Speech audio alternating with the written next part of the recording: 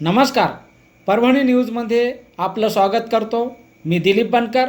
पाहूया आजच्या ठळक घडामोडी.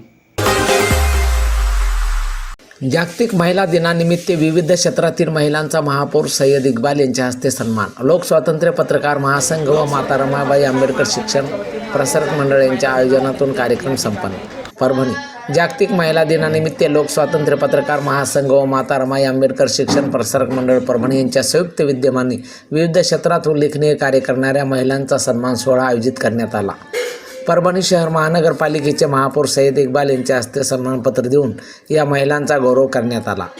हा सन्मान सोहळा 8 मार्च 2026 रोजी दुपारी 3 वाजता लोकस्वातंत्र्य पत्रकार महासंघ जिल्हा कार्यालय doctor Ambedkar Nagar ITI corner Parbhani येथे उत्साहात पार पडला.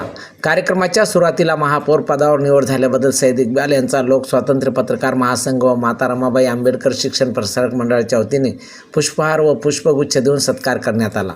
कार्यक्रमाच्या अध्यक्षस्थानी महाराष्ट्र प्रसिद्धी संपर्क प्रमुख भगीरथजी बद्दर होते, तर प्रमुख पाहुणे म्हणून महापौर सय्यद इक्बाल, सामाजिक कार्यकर्ते सुभाष पांचाळ, सामाजिक कार्यकर्ते मुकुंद, ज्येष्ठ पत्रकार इनुस कच्छी, वंचित बहुजन आघाडी युवा जिल्हाध्यक्ष गणेश गाडे, सामाजिक कार्यकर्ते कैलास भाऊ पतंगे आदींची उपस्थिती होती.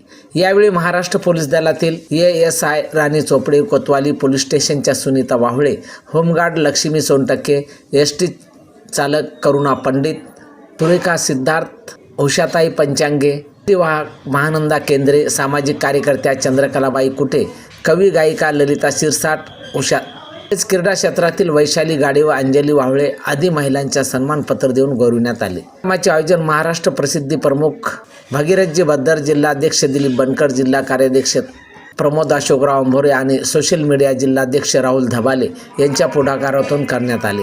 कार्यक्रमाला विविध क्षेत्रातील मान्यवरांची उपस्थिती होती. जागतिक महिला दिन, त्या निमित्ताने सर्व महिलांना हृदयापासून हार्दिक हार्दिक शुभेच्छा. आज प्रत्येक क्षेत्रामध्ये महिला आघाडीवर आहेत. गावाच्या सरपंच पदापासून ते देशाच्या राष्ट्रपतीपर्यंत. आज बस आज एक सर्वसाधारण महिला बस चालवते, तेव्हापासून ते देश चालवते. इतकी कणखर आणि स्वाभिमानाने महिला देशामध्ये कार्य करताना आपण पाहत आहोत. मी एवढंच बोलून माझे 2 शब्द सर्व महिलांना जागतिक महिला दिनाच्या हार्दिक शुभेच्छा. आदरणीय महापौर साहेब आज आपल्याला लाभलेले आहेत, त्यांचा योगयोग आदरणीय आपले बापू सर आणि सर्व आपले प्रतिष्ठित माझे दादा कैलास दादा, आपले सर्व पत्रकार बनकर साहेब आणि माझ्या मैत्रिणी. आजचा जो कार्यक्रम आहे अतिशय आनंदाचा आणि उत्साहाचा आहे.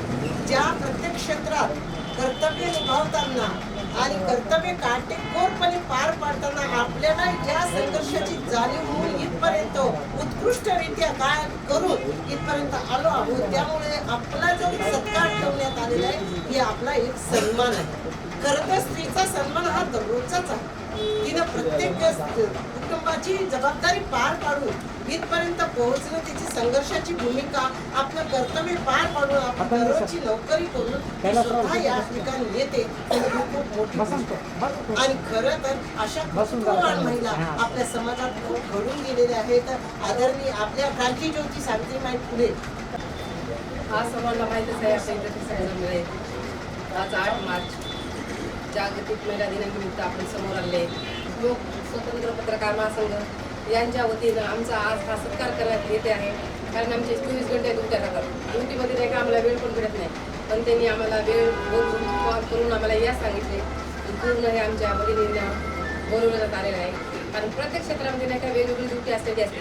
आज प्रत्येक क्षेत्रात नाही का लेडीज ही नाही का प्रत्येक क्षेत्रामध्ये अशी कार्यरत आहे, कामामध्ये व्यस्त आहे. त्याच्यामुळे नाही का त्याला दुसऱ्या कामामध्ये जायला म्हणजे कार्यक्रम अटेंड करायला वेळ भेटत नाही. आणि जागतिक महिला दिनानिमित्त आज हे निमित्त आम्हाला भेटलं की सरांनी बोलवलं आम्हाला. आणि आमचे पत्रकार सर्व बंधू सर वगैरे आज सरांनी स्वतः आम्हाला कॉल केलेला आहे. बनकर साहेबांनी, तुम्ही सर्व पत्रकारांना बस स्टँड इथे पण सर्वांनी मला प्रमुख अतिथी पाहुणे म्हणून आज मला सन्मान दिलेला आहे. सर्वांचं थँक्यू. मॅडम बोराडे मॅडम केंद्रे मॅडम पण बोलवलेलं आहे.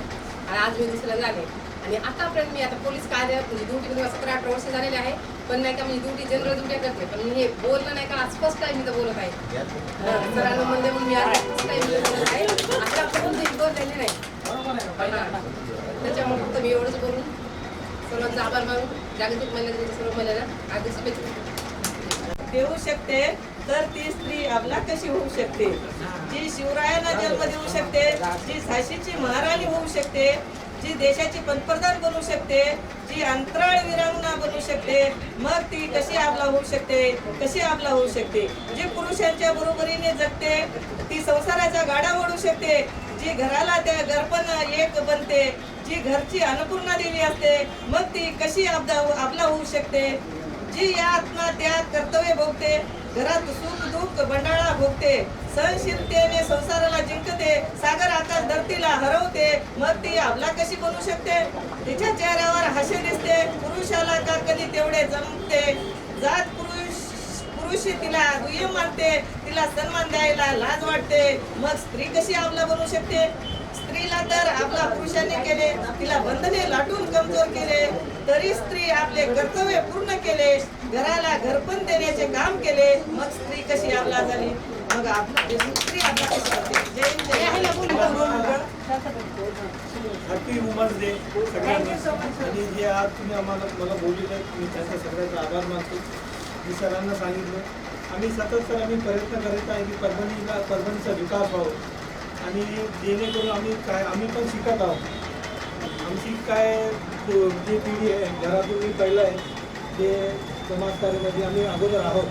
तर राजकारणामध्ये माझी पहिला एकता आहे आमच्या परिवारातून आणि मी जे काही करणार ते सगळं शिकून समजून करणार. असा कोणताही प्रकार असं घडू नाही की मी काय बोलून आणि ते झालं नाही पाहिजे. अशा अनपेक्षित गोष्टी मी कधी बोलणार नाही. आणि आज मी असा महिला दिवसाच्या सणाला असं सांगतो की महिलांचे सर्व दिवस महिलांचे एक दिवसामध्ये त्यांचा सन्मान ठेवला हे कमी वाटते मला. 365 दिवस महिलांचा बघितलं बरेच आपले पोलीस डिपार्टमेंटमध्ये आहे, स्पोर्ट्समध्ये आहे, वेगवेगळे कार्यक्रमामध्ये कार्यरत आहेत आपले लोक. ते फार परभणीकरांसाठी अभिमानच होतो. महिला मंडळी आहे त्यांना रिक्वेस्ट आहे की कचरा आपण बाहेर फेकू नये, जेणेकरून आपला कचरा आपल्या घरामध्ये ठेवावा. जेव्हा घंटागाडी येईल तेव्हा घंटागाडी एका दोन दिवसाचा उशीर झाला नाही एका दोन दिवसाचा उशीर झाला तुम्ही काय करा दिदी तुमच्या जे नगरसेवक आहे त्यांना तुम्ही संपर्क करा की कचरा आपल्या घरामध्ये एखादी खराब बघील आपली जे घरामध्ये असते कचरा त्याच्यामध्ये आपण साठवून ठेवा, जेणेकरून जेव्हा गाडी येईल त्या अनुषंगाने आपण शहर मी काय म्हणतो आपला परभणी शहरला आपलं घर समजा. आपलं घर समजा आपण जेव्हा समजलं सर आपलं घर समजलं ना मग कचरा कुठेही पडणार नाही.